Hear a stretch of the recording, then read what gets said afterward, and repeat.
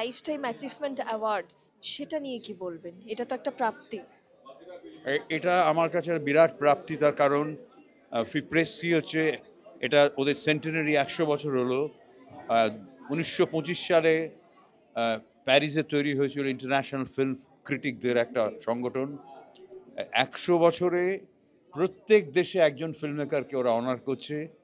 আমি একেবারেই আপ্লুত যে ভারতবর্ষ থেকে ওরা আমাকে অনার করলো। 31তম চলচ্চিত্র উৎসব শেষ হলো, এখান থেকে টেক আউটটা কি? টেক আউটটা অত্যন্ত ভালো ফেস্টিভ্যাল হয়েছে আমার মনে হয়। টেক আউটটা হচ্ছে যে আরও ইমপ্রুভ করা, এটাই সবসময় আমরা তাই চেষ্টা করে এসেছি।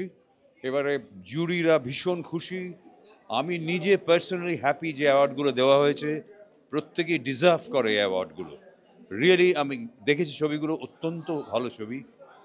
আর তাছাড়া অসংখ্য ছবি এসছে, বিয়ন্ড বর্ডার্স, মাইগ্রেশন, ডিসপ্লেসমেন্ট এই বছর আমরা ইন্ট্রোডিউস করেছি। এটা আমার একটা আইডিয়া ছিল যে সারা পৃথিবীতে যা হচ্ছে, এই যে হিংসা, অসহিষ্ণুতা, একটা ভয়ঙ্কর অবস্থা, জেনোসাইড, এই বিষয় নিয়ে একটা সেকশন, যাতে মানুষ এটা অ্যাওয়্যার হতে পারে, আরও মানবিক হতে পারে।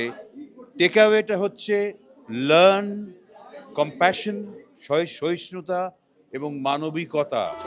ফলো করুন সংবাদ প্রতিদিন ডিজিটাল।